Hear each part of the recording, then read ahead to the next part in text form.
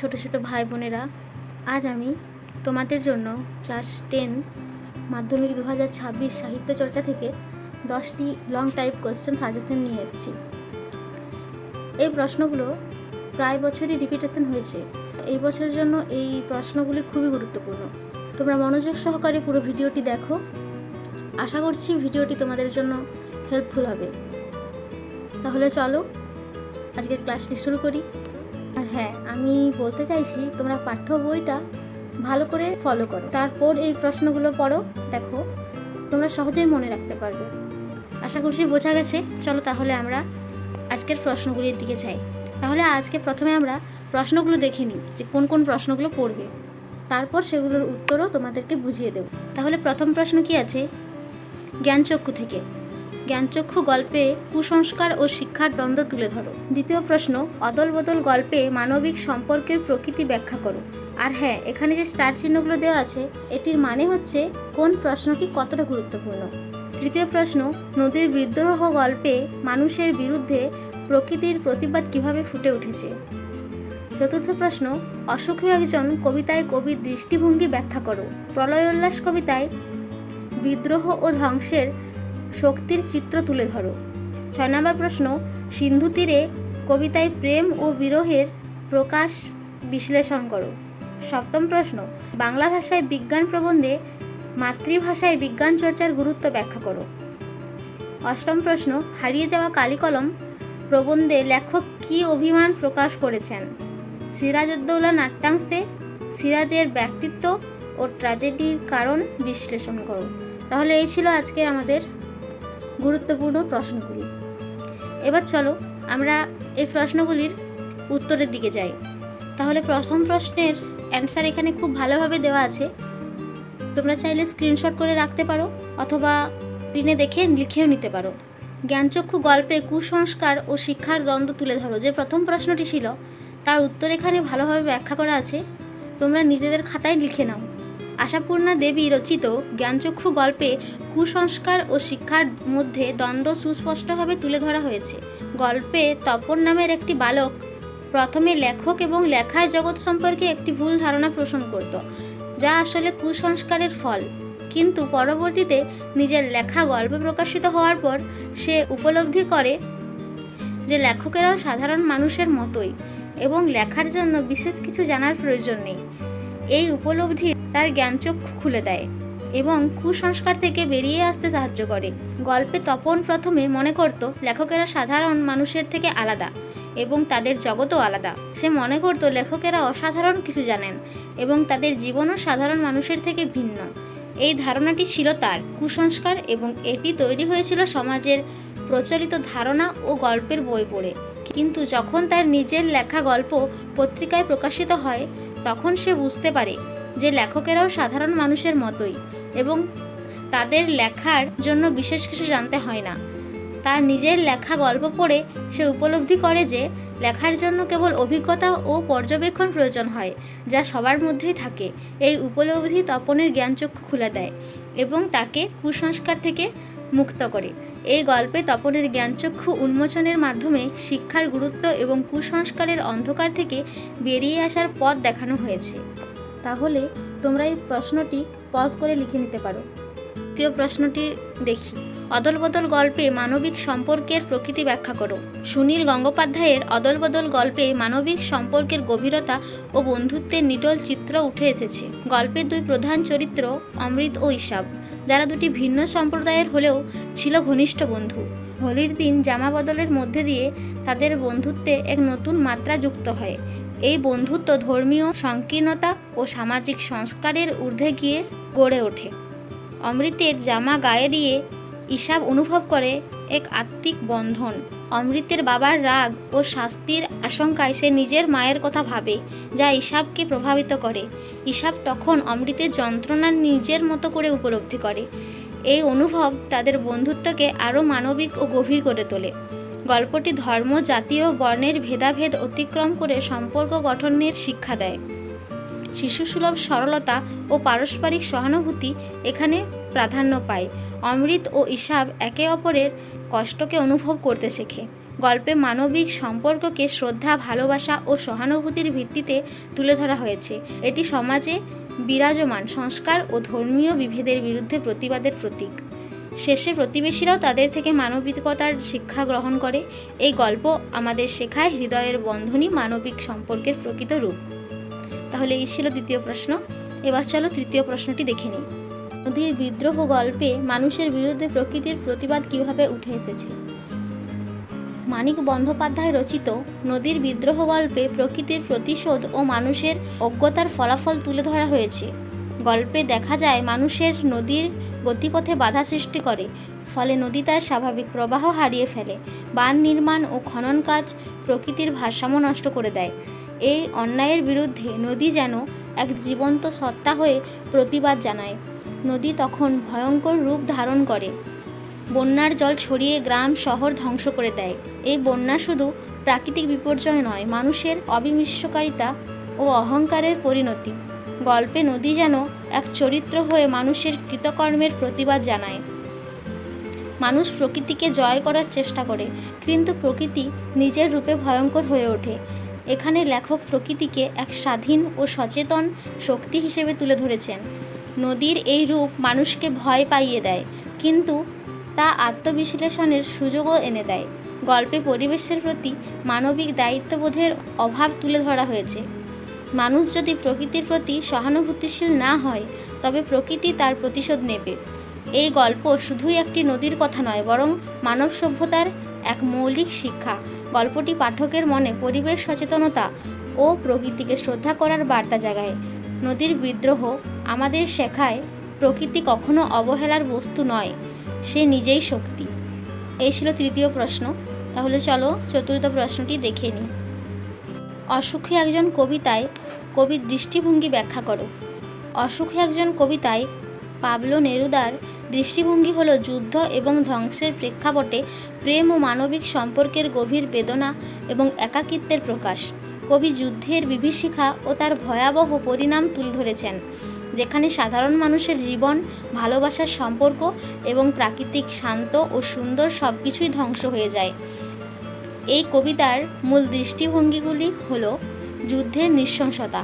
কবি যুদ্ধের ধ্বংসলীলার ভয়াবহ চিত্র তুলে ধরেছেন। শিশু, বাড়িঘর, মন্দির, এমনকি প্রকৃতির শান্ত উপাদানগুলিও যুদ্ধের শিকার হয়। প্রেম ও বিচ্ছেদের বেদনা। যুদ্ধের কারণে প্রিয়জনের থেকে বিচ্ছিন্ন হওয়া এবং সেই বিচ্ছেদের দীর্ঘস্থায়ী বেদনা এই কবিতার একটি গুরুত্বপূর্ণ দিক। একাকিত্ব ও বিষাদ। যুদ্ধ সব কিছু কেড়ে নেয়, এমনকি প্রয়োজনের স্মৃতিও ফিকে হয়ে যায়। এই পরিস্থিতিতে একাকিত্ব ও বিষাদের সুর ধ্বনিত হয়। প্রকৃতির ধ্বংস। যুদ্ধের ফলে প্রকৃতির শান্ত ও সুন্দর রূপও নষ্ট হয়ে যায়, যা কবির গভীর বিষাদকে আরও বাড়িয়ে তোলে। মানবতার অবলুপ্তি। যুদ্ধের কারণে মানুষের সৃষ্টি, সংস্কৃতি এবং ঐতিহ্য সবই ধ্বংস হয়ে যায়, যা মানবতার প্রতি কবির গভীর উদ্বেগের প্রকাশ পায়। কবিতায় কবি যুদ্ধের ধ্বংসলীলার পটভূমিতে প্রেম, বিচ্ছেদ, একাকিত্ব এবং প্রকৃতির প্রতি গভীর মমত্ববোধ ফুটিয়ে তুলেছেন। পঞ্চম প্রশ্নটি দেখে নিই। প্রলয়োল্লাস কবিতায় বিদ্রোহ ও ধ্বংসের শক্তির চিত্র কিভাবে ফুটে উঠেছে? কাজী নজরুল ইসলামের প্রলয়োল্লাস কবিতায় বিদ্রোহ ও ধ্বংসের ধারণা একটি গুরুত্বপূর্ণ বিষয়। এই কবিতায় কবি পুরাতন ক্ষয়িষ্ণু সমাজ এবং তার নিয়মকানুন ধ্বংস করে নতুন কিছু সৃষ্টি বার্তা দিয়েছেন। ধ্বংসের মধ্যে নতুন সৃষ্টির বীজ নিহিত, এই ধারণাই কবিতায় প্রধান। বিদ্রোহ ও ধ্বংসের চিত্র, এটা তোমরা হেডিং করো। ধ্বংসের মাধ্যমে নতুন সৃষ্টি, এটাও হেডিং করো। কবি মনে করেন পুরাতনকে ধ্বংস না করে নতুন কিছু সৃষ্টি করা সম্ভব নয়, তাই প্রলয়ঙ্করী শক্তির আগমনকে তিনি আহ্বান করেছেন, যা পুরাতন সমাজ ও তার অন্যায় অবিচারের অবসান ঘটাবে। বিদ্রোহের অবসান। তোরা সব জয়ধ্বনি কর, এই আহ্বানের মধ্যে দিয়ে কবি বিদ্রোহ ও বিপ্লবের পথে যাত্রা করার জন্য সকলকে উৎসাহিত করেছেন। তিনি পুরাতন ব্যবস্থার বিরুদ্ধে রুখে দাঁড়ানোর জন্য আহ্বান জানাচ্ছেন, যেখানে নিপীড়িত মানুষ মুক্তি লাভ করবে। প্রলয়ঙ্করী শক্তি। কবিতায় ধ্বংসের যে চিত্র অঙ্কিত হয়েছে তা কেবল ধ্বংস নয়, বরং তা এক নতুন সৃষ্টির পূর্বশর্ত। এই ধ্বংসের মধ্যে লুকিয়ে আছে নবজাগরণের সম্ভাবনা, নতুন দিনের আগমন। প্রলয় উল্লাস আসলে পুরাতনকে বিদায় জানিয়ে নতুন দিনের আগমনী বার্তা, পরাধীনতার শৃঙ্খল মোচন। পরাধীন শৃঙ্খল থেকে মুক্তি পাওয়ার জন্য বিদ্রোহ ও ধ্বংসের প্রয়োজন, যা এই কবিতায় বিশেষভাবে ফুটে উঠেছে। মোট কথা, প্রলয় উল্লাস কবিতায় কবি বিদ্রোহ ও ধ্বংসকে ইতিবাচক অর্থে ব্যবহার করেছেন।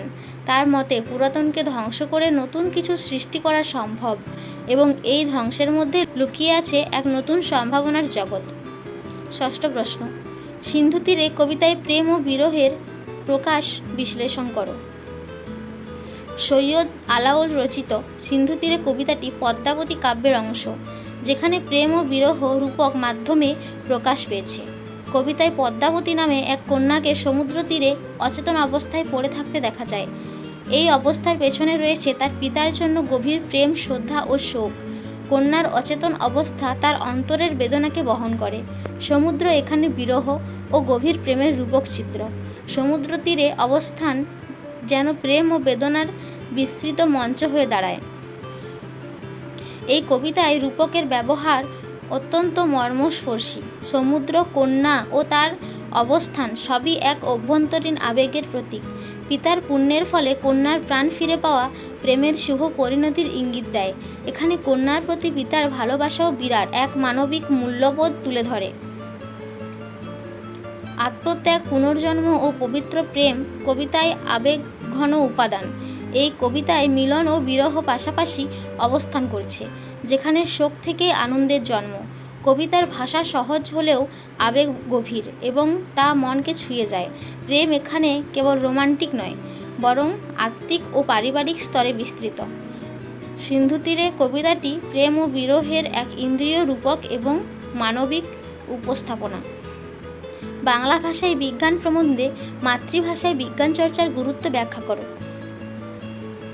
বাংলা ভাষায় বিজ্ঞান প্রবন্ধে মাতৃভাষায় বিজ্ঞান চর্চার গুরুত্ব অপরিসীম।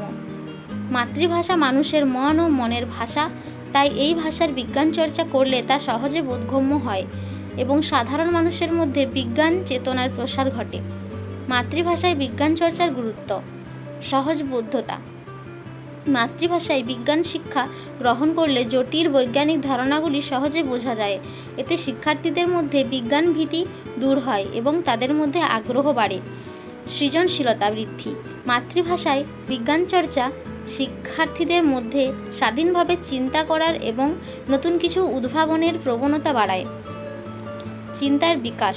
মাতৃভাষা মনের ভাব প্রকাশের প্রধান মাধ্যম, তাই এই ভাষায় বিজ্ঞান চর্চা শিক্ষার্থীদের চিন্তা শক্তি ও যুক্তিবোধের বিকাশ ঘটায়। গণিত ও বিজ্ঞানের শিক্ষায় আগ্রহ।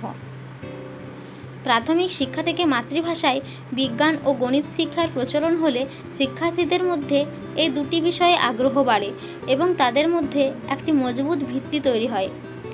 বিজ্ঞানকে জনপ্রিয় করা। মাতৃভাষায় বিজ্ঞান চর্চা বিজ্ঞানকে জনপ্রিয় করে তোলে এবং সমাজের সরল স্তরের মানুষের কাছে বিজ্ঞানকে পৌঁছে দেয়। জাতীয়তাবোধের বিকাশ। মাতৃভাষার মাধ্যমে বিজ্ঞান চর্চা জাতীয়তাবোধের বিকাশ ঘটায় এবং বিজ্ঞান গবেষণায় আগ্রহী করে তোলে।